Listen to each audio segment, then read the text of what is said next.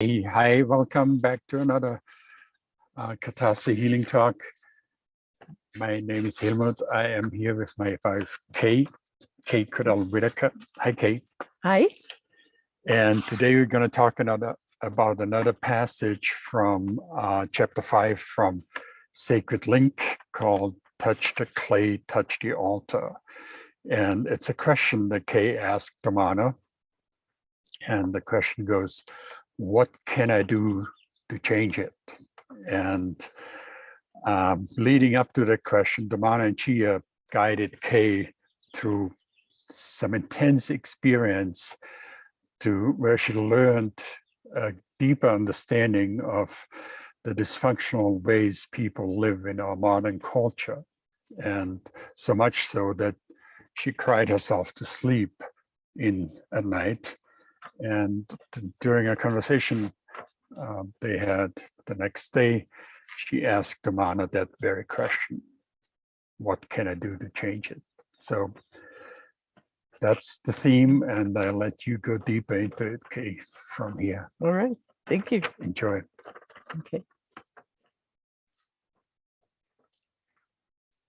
I think I'm going to start by reading the passage that he's talking about. And it's picking up right where Helmut was talking about. They've been giving me these teachings and these exercises and ceremonies to get me to understand the kind of brainwashing that I had been put through, that the entire modern culture has been put through. And this is what they would call being asleep, the blindness, the fog. And I think there's been several different ways of talking about it, some of which are a little sharper, harsher than others. But asleepness, well, when you really think about it, it pretty much says it all. These teachings were about the physical senses and how the modern culture and all the cultural beliefs and dictates have suppressed our ability to experience our senses to the fullest. And we don't notice it. We don't notice the difference because the last time we were feeling our senses to the fullest, we were an infant or a toddler. And as we learned from the culture, from the people around us, family, everybody, we learned the cultural ways. And this is how to numb yourself out and really put yourself into this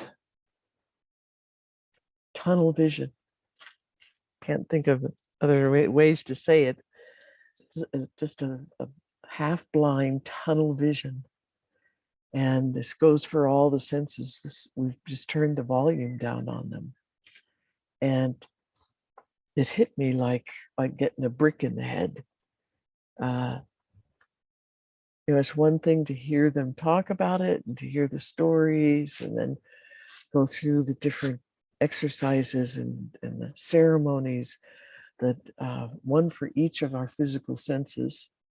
So we spent a number of weeks at least on each sense, just one sense at a time, and learning how to focus the attention on the sensations coming through that physical sense. And at one point, it just hit me in the head, and I was really very overwhelmed. The degree of this manipulation that we have been subjected to, this dimming down, turning down of everything. I think in the middle of where we are in the story right now, I was working on the sense of touch. And I think that's kind of what pushed me over the edge. We'd gone through some of the other senses before the sense of touch, but this just, I just felt completely powerless, diminished, overwhelmed, unable to think in any way whatsoever about how does one undo this? How does one get out of this? Or can you? And we've been so thoroughly programmed essentially for our whole lives. How do we change it? And that's what I asked him. I said, but what can I do to change it? Because they had been teaching me a lot about not expecting something outside of myself, them, or other people, or some kind of magic that's outside me, just go poof and make it all nice and good and better. But in this way of thinking and living, in this shamanic tradition, we have to learn how to do things for ourselves and figure things out inside ourselves.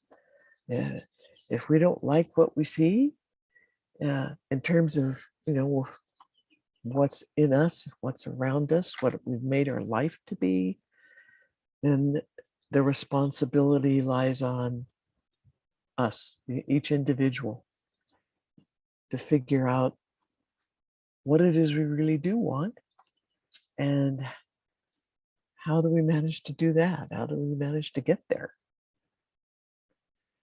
So Domano says, first thing, it's always really kind of blunt to the point. First thing he says, don't live for them. And he's really vocally, not with his finger so much, but vocally pointing the finger at me. Don't live for them. What we have learned how to do in our modern culture to help keep us asleep, we learn how to pretend to be somebody else, somebody that we think others want us to be, or what the culture wants us to be, or what they expect us to be. And we've spent our whole lives learning how to be this picture, this made up picture that somebody else made up, that we're supposed to live up to and identify ourselves with, think that that's who we are, who we should be, who we have to become. If we don't, we're just a horrible failure and an outcast, and nobody will ever want us or want us around, or love us, or the worst of the worst of the worst. So we end up living for them. This cultural phrase that we use, the them, the big them. We live for them, not for ourselves. And the thought of trying to live for ourselves is almost unthinkable in our modern culture when we're asleep. To think about trying to find inside yourself what the picture of you really is, the true picture, your true identity, what it is, what it wants, where it's headed. What did you come into this life for? What's your purpose? Those things get pretty close to taboo in our modern culture.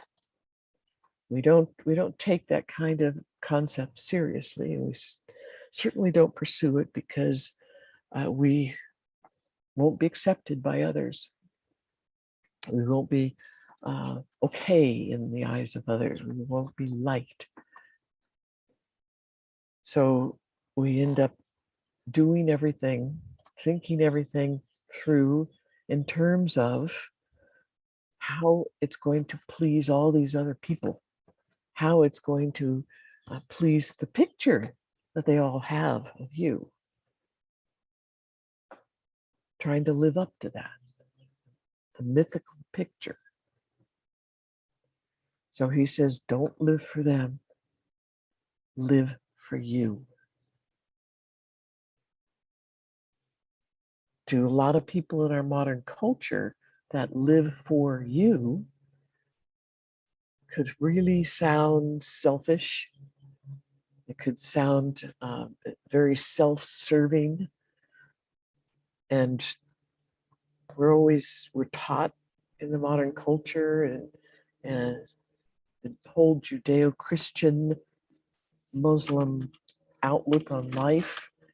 It's much better to give than to receive. It's much better to always try to be doing things to make others happy, to appease others. And that's supposed to make you happy. But the Hedicas say it's a lie. It's a whole lot of lies. And we're trying to do things, expecting ourselves to be eager to do them, be happy to do these things, happy to fulfill them, happy to give this pleasure to other people around us, to live up to their picture of us. It's going to make them happy. It's going to make them peaceful. It's going to make them like you more. It's going to make them easier to get along with. But Domano just leaned over and he said, take back what is yours. We have given ourselves away, what is true to us, true to the core of us, to the depths of us, to our own spirit or soul. That's what they call our own song, our beingness, our aliveness. Take back what is yours. Because we learned how to throw it all away, give it away to others, to think of it as meaningless and worthless and being really selfish, in a way the culture disapproves of.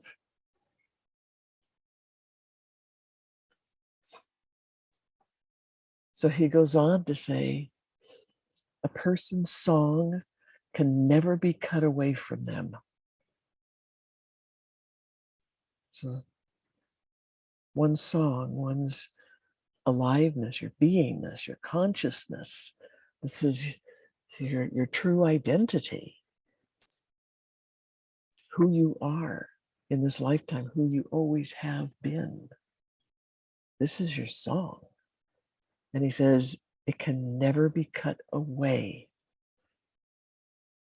You can't separate yourself from it because you are it. That's who and what you are. He says, they tricked you into turning away from it, to blind yourselves, to make yourselves numb, but you don't have to be. You can fight. Only this war is inside you. It's not with anything outside. It's not with anybody else. It's not with the culture at large. It's not with this group or that group or this religion or that religion. This is a battle, a struggle that you have to find and address inside yourself. Nobody else can do it for you.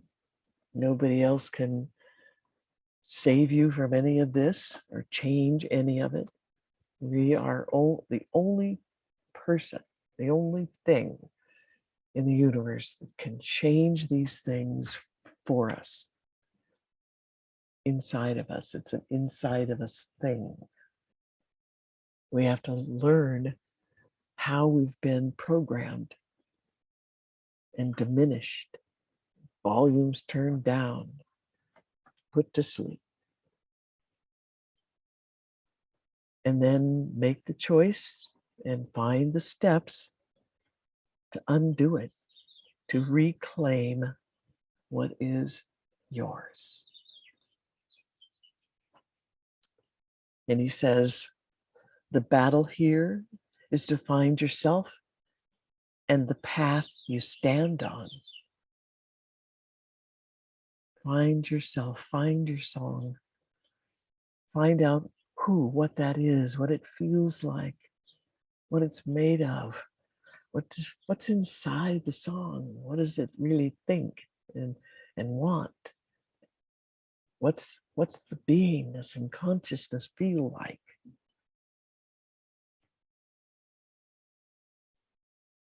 And then the path you stand on. That has a lot of meanings and it changes through your life. For me at that time, I was learning their sacred ways and their tribal ways. And I was coming from this modern culture, from being asleep, from being indoctrinated, to being in this state of diminished awareness of my own senses, diminished awareness of everything that I would, try to perceive around me, diminished awareness of the other people around me, who they are, what their song is, what it feels like, what all these other, there was a tree feel like, and the grass, and the sky, and the wind, and the water. What do they feel like? And on the inside, the Hedicus say that we have senses that are invisible, the invisible senses. We have our physical senses, we kind of got an idea what that is, even though we've diminished them. But on the inside, on the spiritual level and the emotional level, we have, in a sense, all the same kind of senses, only there's not a sensory organ, like ears for hearing and tongue for tasting and all that. Our whole beingness is the sensory organ. So in this being on this path to learn what they know, it means finding those inside senses, the spirit senses, the unseen, the invisible senses. Finding the path that we walk on. At this moment in time in the story, I was still very, very, very asleep. I was just starting to crack Humpty Dumpty's eggshell. And so the path I was currently standing on, it's a very asleep path and one that was kind of starting to crack under my feet, making things feel very precarious, not quite knowing what my path was, what my direction was, what it, maybe what it should be. That's what our modern culture teaches us. We grew up learning should. But with this way of learning, It's not a should. There aren't shoulds. You either want to learn this and you want to feel it and experience it. That's the only way we can learn it, is to feel it and experience it. So we have to learn how to do that. What does that mean? Feel all these things. Feel the tree. On a very physical sense, it would mean going and touching it, touch the bark, touch the leaves and needles, smell it, be seeing it with your eyes, might taste it, put a little in your mouth, taste it, maybe hear the moving of the leaves, the branches rustling. Those are all the physical edge. It's like the top piece of the senses. The physical outer edge, the covering of what the real senses are, which are the spirit senses, the invisible senses. And that's all feeling. It's all feeling and experiencing. So for me at this moment, find myself, find the path I'm standing on. This is almost Greek. Well, it's sort of barely start to understand it a little bit. Like, what's he talking about? I don't know. I'm never gonna know. But I had just enough to realize that the path I was standing on was really, really different than the path that Domano and Chea were standing on. And they were walking forward down their path. And I could tell that the path that I was on was changing. It was crumbling, and it was headed towards some specific things in our culture and taking me down a road of trying to do everything for others the way they want me to do it, to not think for myself, not feel for myself, but take everybody else's word for it, giving away all my power, giving away a song. So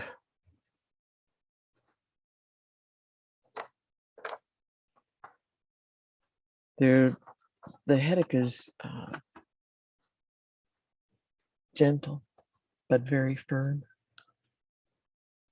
And it's a good thing they repeated. They knew that repetition is a very important piece of how to learn these things, especially coming from a totally different culture than his own, the sleep culture. So they repeated a lot of stuff. So he goes on to say that it's the battle here. Find yourself, find the path you stand on. It's knowing your own song and feeling this life inside you and the life inside all things. It's living a life that gives as much as it takes from all the relatives, and to meet them, to meet all these beings that we share our existence with. Meet them, to know them, to share love with them, to learn the wonders of the world from them.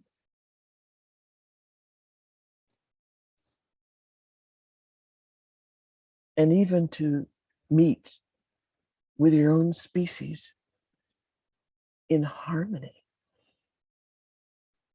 Meeting with all these relatives, and especially with your own species, in harmony and giving. Harmony and giving, giving of love, not giving your power away, giving of love, giving of caring, giving this being there for you in love. It's about being able to respect yourself among the generations. That just about knocked me off the bench. Because this was one of the times that they said something to me, and I really got it. I really understood the deeper meanings of it. And it just walloped me. Being able to respect yourself among the generations. What they're meaning here is, can you hold your head up in face of all the generations before you, within your own family and clans, or within the families and clans and races of all these other people on the planet, including theirs? If I was to be in the presence of the tribe and meeting the elders and the others, the children, and feeling the presence of the ancestors and their honoring of the ancestors, honoring of what their ancestors taught them, and holding it as dear as they could and as pure and clean and accurate as they could, and living it, living their lives according to all those teachings.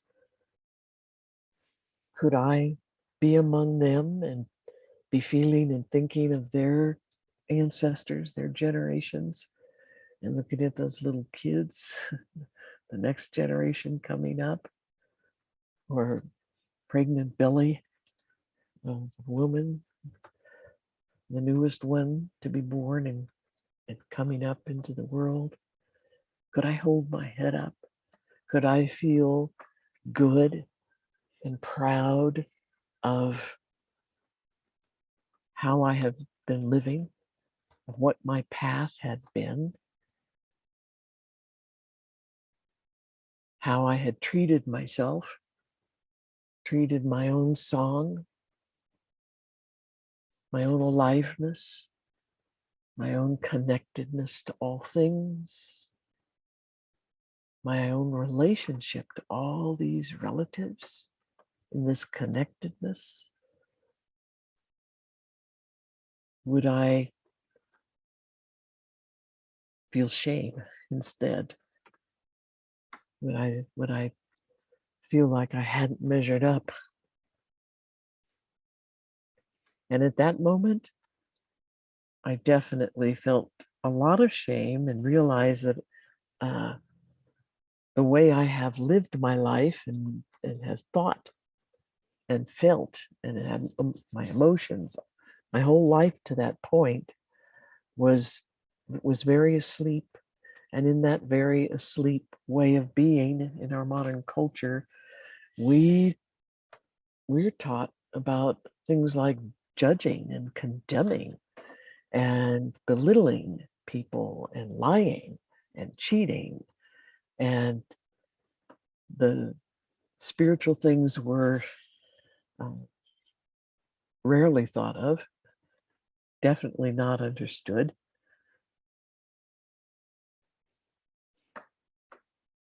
The way that I learned how to think about and feel emotionally about other members of my species and my culture was very unpleasant. And I could see it, I could feel it, I could feel the repercussions of all that lying way of living out lies, perpetuating lies, even when you know they're lies, and purposefully hurting others, demeaning, calling names, having this nasty, dark energy and tossing it out at other things, other people, at the drop of a hat. Think about how in our modern culture, we get behind the wheel in the car and we're in the city and we're driving and it's all crazy and it's probably really hot. And we find all kinds of irritations, which we use as an excuse to be even more irritated and irritated at each other. And we're doing that on a daily basis, often, frequently, and for silly, crazy things. One of the stories I like a lot about what Domano and Chea said, Domano used to remind me of this. You talk about going into the grocery store and the supermarket, and we're going down the aisle with the toilet paper, and there's toilet paper on both sides of the aisle, and it seems like it's endless. There's all roll after roll after roll, and all these different brands, and we're used to a particular brand, and as we're passing by the other brands, we're thinking that they are less than. We're thinking that they're no good, they're rotten, they're shitty, they should be, tossed off the shelf. Who would ever want to buy that? It's a piece of junk. And we're condemning, judging, condemning, throwing little dark energy darts at all these toilet paper rolls as we walk past them.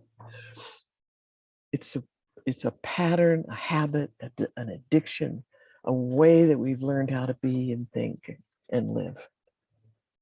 And we do it with anything and everything. And whenever the opportunity pops up. And I saw that in myself. I saw how the diminishing of myself and what I believed I was, how less than I believed that I was about everything, every aspect of life. We're taught to do that. And we're taught to always be trying to get everybody else's approval and get more of these brownie points so that we could get up the hierarchical ladder, getting better than, and staying away from the less than. Don't want to fall down that ladder, but it's okay probably to kick somebody else off, pull somebody else off above you, so that now there's some space and you can get up higher and be better than. And that's some kind of a measure of achievement in our culture, our modern asleep culture. And what that has done, and how the diminishing of our senses has perpetuated all of this. It's a tool to help keep us asleep. So he says, being able to respect yourself among the generations. He says, this is dancing the web. This is Wanoa Katasi. It is a choice to walk this beauty or to give it up and walk as one of the living dead. We have that choice every minute of every day of our lives. We don't realize we have the choice because of all the lies that we've been told. It's hidden from us, but we do. And once we really get it, we understand that we have that choice. We can choose to stay on that path of asleepness and numbness and not having any clue of the effects and the ramifications of our actions, what they're having on everybody, everything around us, what they're doing, even just to the space and the air around us. And it's not just our immediate space, it's all over the planet. Every time we think of a different place on the planet, whether we've been there or not, and maybe we've seen pictures of it, whatever it is we're thinking about that place and whatever we're feeling, emotionally feeling, believing, that energy, that thought energy, the thought form goes straight to the place. So if you're thinking judgmental things, negative things, things that it's very demeaning kinds of thoughts, put downs, then all that dark, negative, destructive, injurious energies go straight to that place. If you're thinking of a particular people or a person, or maybe a group of people, it goes straight to those people. It's instantaneous. Goes straight to them.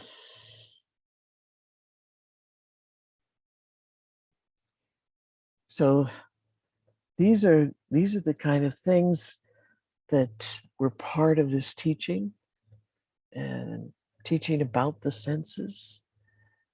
When you start thinking about the senses, for us, it starts with the physical senses, because we have to unlock that first door, the physical senses, and start realizing, experiencing what they actually are. They are a point of interaction to what is around us. They are a form of connecting, form of our connectedness to all these different things around us. And they are the doorway to the spirit senses.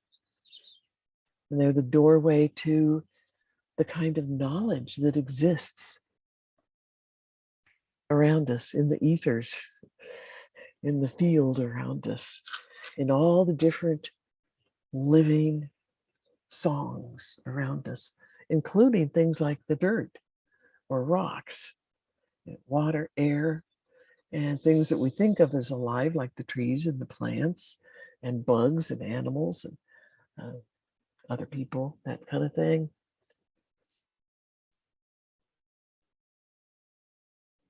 This is how we start. This is where the Hedekas start to try to teach us, to inform us through our own experience. They lead us to the experience. Don't do it for us.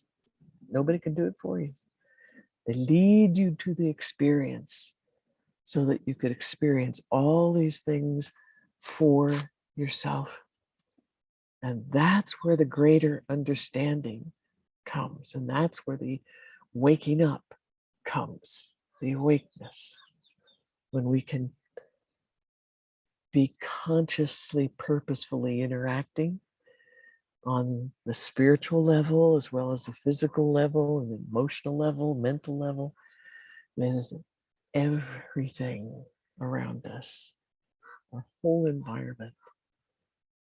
That's the kind of path that the Hedekas stood on and walked on.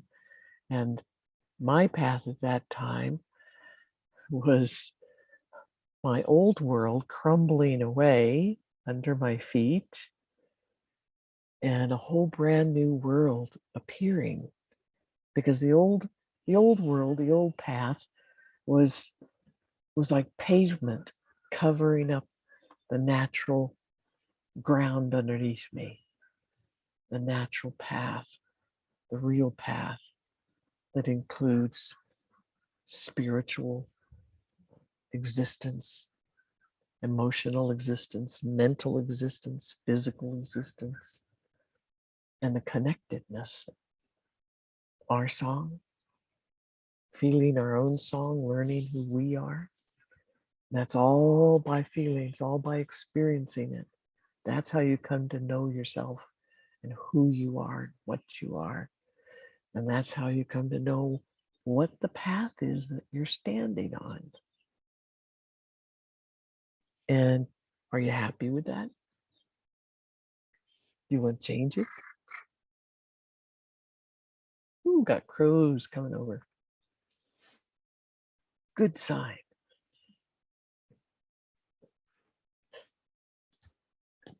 And I think that's enough on this particular subject and what that means.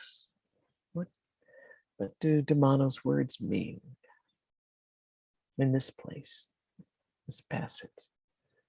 Okay.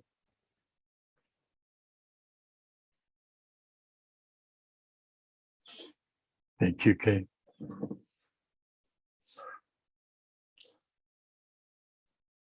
I'm always so blown away of finding out how much you pack into a couple of paragraphs of your writing. I mean, these are the secrets to waking up. It's the doorway to heaven.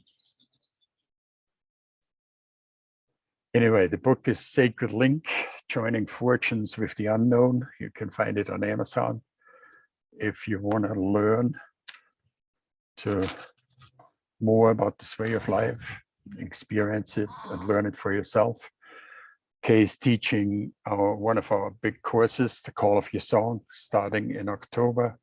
You can find out more about that at katase.world/call of your song. And I think that's it. Beautiful, truly beautiful. I saw my own path and life before, kind of pass before me on my journey from being comatose to getting a clue, and how much you instigated that and how much you were part of that. Beautiful. Thank you. Thank you, everybody, for joining us. Thank you for watching. Do you have anything else? Just thank you. Thank you, everybody. Thank you, Helmut. Okay. Thank you for all the stuff that's in the background that makes this happen. So don't live for them. Live for you. I think that's a particularly relevant thing in our times right now. Absolutely. Because they're trying to reinforce that into the populace even more. Live for them. But you don't have to do that. It never feels good anyway. It always feels just so empty and sort of wrong. And there's a piece of us that always knows we're on the wrong path. We're standing in the wrong place and we're listening to the wrong things. So I wish you all the very best of everything and so much love.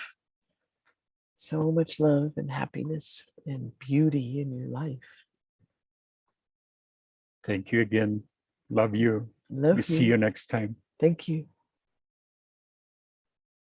Bye-bye. Bye-bye.